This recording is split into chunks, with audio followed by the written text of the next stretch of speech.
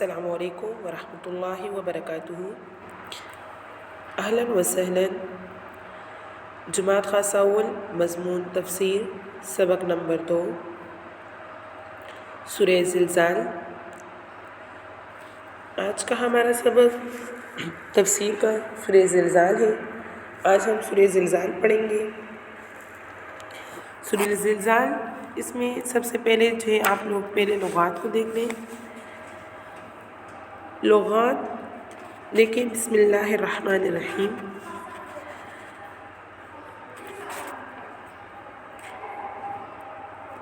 زلزلت،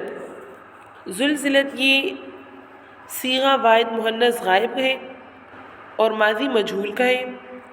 ماضی مجہول کا صیغہ ہے اور اس کا معنی ہے ہلائی گئی، اور یہ زلزال سے ماخوذ ہے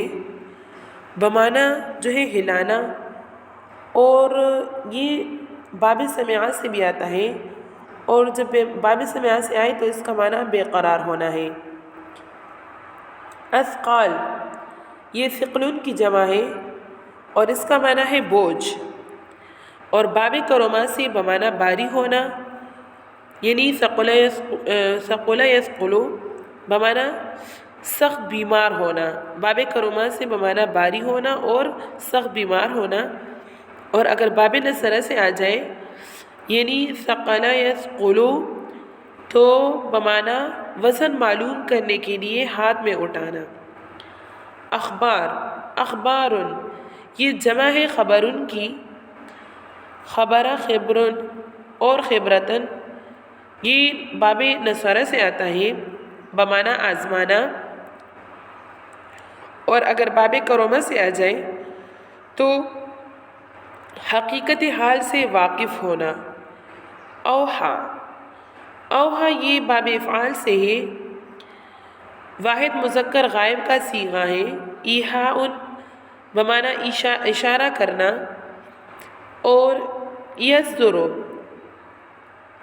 یصدر یہ بمعنی پیدا ہونا۔ اشتاتن، یصدر یہ واحد مذکر غائب مضارع کا صیغہ ہے، باب نصرہ اور ضرب سے بمعنی واپس ہونا۔ اشتاتن یہ شتن اور شتاتن کی جمع ہے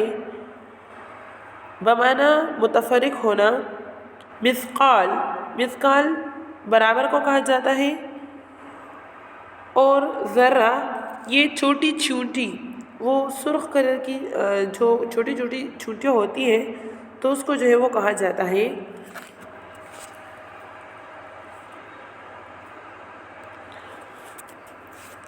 اب یہاں پر سورہ زلزال جو ہے، اس سورت کو سورہ زلزال بھی کہتے ہیں اور سورہ زلزلہ بھی کہتے ہیں، اور قتادہ رحمہ اللہ اور مقاتل رحمہ اللہ فرماتے ہیں کہ یہ سورت مکہ میں نازل ہوئی، اور ابن عباس اور مجاہد رحمہ اللہ فرماتے ہیں کہ یہ مدینہ میں نازل ہوئی، یعنی یہ سورت جو ہے مدنی ہے، اور جمہور کا قول بھی یہی ہے کہ یہ سورت مدنی ہے۔ اس کا ماقبل سورت سے ربط اور مناسبت اس کا کیا ہے؟ تو سورہ بینہ میں کافروں اور مومنوں کی سزا اور جزا کا بیان تھا، اور اس سے دلوں میں یہ سوال پیدا ہو سکتا ہے کہ اس سزا اور جزا کا وقت کب آئے گا، تو اس سورت میں اسی کا جواب ہے۔ اب اس سورت کے فضائل کیا ہیں؟ تو حضرت ابن عباس رضی اللہ تعالیٰ عنہ نے نبی کریم صلی اللہ علیہ وسلم سے روایت کیا ہے کہ اذا زلزلت، یہ سورت جو ہے نصف قرآن کے برابر ہے۔ ایک اور حدیث میں اس کو چوتھائی قرآن کے برابر قرار دیا ہے، لیکن یہ ایک ضعیف سند ہے، اور ایک اس میں جو ہے حدیث میں حضرت علی رضی اللہ عنہ سے ضعیف سند سے منقول ہے کہ حضور صلی اللہ علیہ وسلم نے فرمایا کہ جس نے 4 بار یہ سورت پڑھ لی، یعنی سورہ زلزال پڑھ لی، تو وہ ثواب میں اس شخص کی طرح ہے جس نے پورا قرآن پڑھ لیا۔ اس کے ترجمے کی طرف دیکھیں۔ بسم اللہ الرحمن الرحیم۔ اذا زلزلت الارض، جب ہلایا جائے زمین کو، زلزالہا ہلا کر، واخرجت الارض اور نکال پھینکے گی زمین، اثقالہا اپنے بوجھوں کو، اپنے دفینے کو، یعنی جو کچھ اس میں دفن ہے ان چیزوں کو، وقال الانسان ما لہا اور انسان کہے گا کہ اسے کیا ہو گیا، یومئذ تحدث اخبارہا، اس دن وہ اپنی خبریں بتائے گی، بأن ربک، اس وجہ سے کہ آپ کا رب، اوحی لہا، اس کو یہی حکم دے گا، یومئذ یصدر الناس، اس دن لوگ اشتاتاً، مختلف گروہ بن کر واپس ہوں گے، یصدر الناس کہ واپس ہوں گے لوگ، اشتاتاً متفرق ہو کر مختلف گروہ میں، لیروا اعمالہم، تاکہ ان کے اعمال ان کو دکھائے جائیں، فمن یعمل مثقال ذرۃ خیرا یرہ، فمن یعمل، بس جس نے کیا ہو، مثقال ذرۃ، ذرہ برابر بھی، خیرن کوئی نیکی یرہ ہو تو اس کو دیکھ لے گا، ومن یعمل مثقال ذرۃ شرا یرہ، اور جو ذرہ برابر برائی کرے گا وہ اس کو دیکھ لے گا۔ اب ان آیات کی تفسیر کی طرف دیکھیں۔ اذا زلزلت الارض زلزالہا، اس کی تفسیر یہ ہے کہ جب زمین کو ہلایا جائے گا اس کی عظمت یا اللہ کی حکمت کے مطابق، یعنی جب اللہ کی حکمت کے مطابق جو ہے زمین کو ہلایا جائے گا، یا جس قدر اس کو ہلانا ممکن ہو اسی طرح جو اس کو ہلا لیا جائے گا۔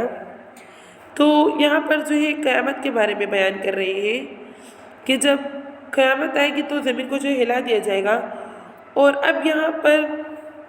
یہ زلزلہ کب ہوگا، تو اس زلزلے کے کب ہونے میں، مطلب اس کے واقع ہونے میں اختلاف ہے کہ اس زلزلے کا وقت کب ہے۔ تو پہلا قول اس میں یہ ہے کہ یہ زلزلہ نفخہ اولی سے پہلے ہوگا، یعنی جب پہلی بار سور پھونکا جائے گا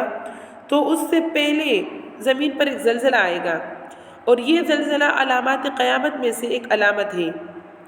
دوسرا قول اس میں یہ ہے کہ نفخہ ثانیہ کے بعد ہوگا۔ نفخہ ثانیہ یعنی جب دوسری بار سور پھونکا جائے گا تو اس کے بعد یہ زلزلہ زمین پہ آئے گا، کہ جب مردے زمین سے اٹھیں گے۔ اور تیسرا قول اس میں یہ ہے کہ یہ بھی ممکن ہے کہ زلزلے متعدد ہو، یعنی بہت ہو، ایک نفخہ اولی سے پہلے، یعنی پہلی بار سور پھونکنے سے پہلے جو ہے ایک مرتبہ زلزلہ آئے گا، اور دوسرا نفخہ ثانیہ کے بعد۔ اب یہاں پر فرماتے ہیں وَأَخْرَجَتِ الْأَرْضُ أَثْقَالَهَا، تو اثقالها، اثقال سے کیا مراد ہے؟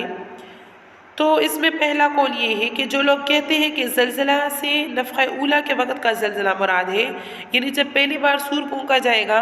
اس وقت کا زلزلہ مراد ہے، تو وہ کہتے ہیں کہ اثقال سے مراد دفینے ہے۔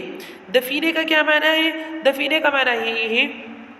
کہ زمین میں جو کچھ دفن ہو، تو اس سے مراد وہ ہے کہ زمین اپنے دفائن کو، جو کچھ زمین میں دفن ہے وہ اس کو نکال دے گی۔ اور دوسرا قول اس میں یہ ہے کہ جو لوگ کہتے ہیں کہ یہ زلزلہ نفخہ ثانیہ کے بعد ہوگا، تو وہ ثقال سے مراد، اثقال سے مراد مردے لیتے ہیں، یعنی زمین جو ہے وہ مردوں کو قبروں سے باہر نکال دے گی۔ اور تیسرا قول، بعض کہتے ہیں کہ اثقال سے مراد وہ خزانے ہیں جو دجال کے دور میں نکلیں گے، یعنی زمین میں خزانے جو ہے وہ دفن ہوں گے، تو جب دجال قیامت کی قرب قیامت دجال نکلے گا تو وہ زمین کو حکم کرے گا کہ وہ اپنے خزانے نکال لے۔ تو اس سے بعض لوگ کہتے ہیں کہ وہ والے خزانے مراد ہیں کہ جو دجال کے دور میں نکلیں گے، زمین جو ہے وہ اپنے خزانے باہر نکال دے گی، اس سے وہ خزانے مراد ہیں۔ وقال الانسان ما لها، تو یہاں پر فرماتے ہیں کہ انسان تعجب سے کہے گا کہ زمین کو کیا ہو گیا کہ ایسا سخت زلزلہ آیا اور وہ اپنے اندر کی چیزیں باہر پھینکیں گی۔ بعض علماء کہتے ہیں کہ انسان سے مراد کافر ہے، اس کو تعجب اس لیے ہوگا، یعنی کافر تعجب اس لیے کرے گا کہ اس کو جن چیزوں کا یقین نہیں تھا وہ ایک دم سے اس کے سامنے آ گئی، اور مومن کو پہلے سے یقین تھا، اس لیے اس کو تعجب نہیں ہوگا۔ یعنی مومنین کو پہلے سے یہ پتہ ہے کہ قرب قیامت جو ہے یہ سب علامات ظاہر ہوں گی، تو اس کو تعجب نہیں ہوگا، جبکہ کفار لوگ ان کو جو ہے وہ اس بات کا یقین نہیں کرتے کہ قرب قیامت جو ہے وہ زلزلہ آئے گا یا زمین سے مردوں کو نکالا جائے گا، وہ اس بات کی جو ہے وہ یقین نہیں کرتے۔ جب وہ اس بات کی یقین نہیں کرتے تو ان کو اس بات سے تعجب ہوگا۔ یومئذ تحدث اخبارہا، یہاں پر فرماتے ہیں کہ اس دن زمین وہ سب کچھ بیان کر دے گی جو اس پر اچھا یا برا عمل کیا گیا تھا، تو انسان یہ کہے گا کہ اس زمین کو کیا ہو گیا کہ اس نے سب ہی کچھ بیان کر دیا۔ حضرت ابو ہریرہ رضی اللہ تعالیٰ عنہ سے روایت ہے کہ حضور صلی اللہ علیہ وسلم نے یہ آیت پڑھی اور فرمایا، تم کو معلوم ہے کہ زمین کی خبریں کیا ہوں گی؟ صحابہ رضوان اللہ علیہم اجمعین نے عرض کیا، اللہ و رسول عالم، یعنی اللہ اور اس کے رسول کو معلوم ہے۔ تو آپ نے یہ فرمایا کہ اس کی خبر یہ ہوگی کہ جس بندے اور بندی نے اس پر جو کچھ بھی کیا ہوگا،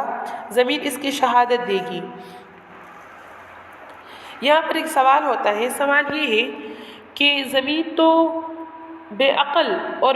بے زبان جسم ہے، زمین تو اس میں تو نہ عقل ہے اور نہ اس کی زبان ہے، یہ تو ایک بے جان جسم ہے، وہ کس طرح گواہی دے سکتی ہے اور کس طرح جو ہے وہ باتیں کرے گی؟ تو جواب اس کا یہ ہے کہ قادر مطلق ذات یعنی اللہ تعالیٰ زمین کو زبان اور عقل عطا فرما دے گا، یعنی قرب قیامت جب زمین پر زلزلہ آئے گا اور زمین اپنے دفینے سب کچھ نکال لے گی اور وہ جو ہے خبر دے گی، تو اس وقت اللہ تعالیٰ اس کو عقل اور زبان جو ہے وہ عطا کر دے گی۔ اور اس کے علاوہ اللہ تعالیٰ نے ہر چیز کو ایک روح عطا کی ہے، اگرچہ ہر چیز کی روح میں جو ہے وہ فرق ہے، تو اسی کی اللہ تعالیٰ کی قدرت کے مطابق جو ہے وہ زمین شہادت اور گواہی دے گی۔ بِأَنَّ رَبَّكَ أَوْحَىٰ لَهَا، یہاں پر فرماتے ہیں کہ زمین جو ہے یہ نفسانیت سے پاک ہے، مطلب زمین میں جان نہیں ہے، یہ اس سے پاک ہے، اس لیے یہ رازوں کو صرف اللہ تعالیٰ کے حکم ہی سے ظاہر کرے گی، یعنی زمین میں جو کچھ پوشیدہ ہے تو وہ صرف اللہ تعالیٰ کے حکم سے وہ ظاہر کرے گی، اپنے حکم سے یا اپنے کیے سے زمین کچھ بھی ظاہر نہیں کرے گی۔ زمین کی طرف وحی کیسی ہوگی؟ تو ممکن ہے کہ یہ وحی جو ہے الہام ہو، یعنی اللہ تعالیٰ کی طرف سے جو ہے وہ اس کی طرف القاء کر دی گئی ہو، وہ بات ان کی طرف جو ہے وہ ڈال دی گئی ہو۔ الہام یہ ہے کہ اللہ تعالیٰ کسی کے دل میں ایک بات ڈال دیتے ہیں، تو یہاں پر بھی اللہ تعالیٰ جو ہے زمین کو یہ بات جو القاء فرما دیں گے، یا وہی ارسال ہو۔ ارسال کا معنی یہ ہے کہ اللہ تعالیٰ جو ہے فرشتے کے ذریعے سے زمین کو یہ حکم دے دے کہ وہ اپنے جو ہے خبروں کو بیان کر دے۔ یومئذ یصدر الناس اشتاتا لیروا اعمالہم، تو اس دن لوگ جو ہے متفرق طور پر لوٹیں گے، کچھ دائیں طرف کو جنت کی طرف جائیں گے، کچھ بائیں سمت کو جہنم کی طرف جائیں گے۔ اور یہاں پر جب زمین کی گواہی اور یہ حساب اور کتابت سے جو ہے وہ فراغت ہو جائے، تو اپنے اعمال کے اعتبار سے لوگ پھر مختلف ہو جائیں گے، جدا ہو جائیں گے، تو اپنے اپنے اعمال کی جزا کے لیے لوگ مختلف طبقات اور مختلف گروہوں اور مختلف راستوں سے جو ہے وہ لوٹیں گے۔ فَمَن يَعْمَلْ مِثْقَالَ ذَرَّةٍ خَيْرًا يَرَهُ، اس آیت میں اور اس سے آگے آیت میں فَمَن يَعْمَلْ مِثْقَالَ ذَرَّةٍ شَرًّا يَرَهُ، ان دونوں آیتوں میں اعمال دیکھنے کی تفصیل بیان کی گئی ہے کہ چھوٹی سی چھوٹی نیکی اور چھوٹی سی چھوٹی بدی بھی انسان کے سامنے آ جائے گی، وہ اس کو اپنی آنکھوں سے دیکھ لے گا، خواہ وہ نیکی اور بدی جو ہے وہ جسم کی صورت میں سامنے آ جائے یا ان کی جزا اور سزا۔ ان آیتوں سے معلوم ہوتا ہے کہ کافر کو اس کی نیکیوں کا ثواب ملے گا، حالانکہ کفار کے نیک اعمال تو ختم ہو جاتے ہیں، وہ اپنی بڑی نیکیاں بھی آخرت میں نہیں دیکھے گا۔ مطلب یہ سوال ہوتا ہے، سوال یہاں پر یہ ہے کہ کافر، اس سے تو یہ معلوم ہوتا ہے ان آیتوں سے کہ کافر جو ہے وہ بھی اپنے نیکیوں کا ثواب اس کو ملے گا، اور حالانکہ کافر کے نیک اعمال جو ہے وہ تو ختم ہو جاتے ہیں، اس کی تو بڑی بڑی نیکیاں بھی جو ہے وہ آخرت میں وہ نہیں دیکھ سکے گا۔ تو ذرہ برابر کا ذکر اس میں پھر کیا ہے؟ تو جواب اس کا یہ ہے کہ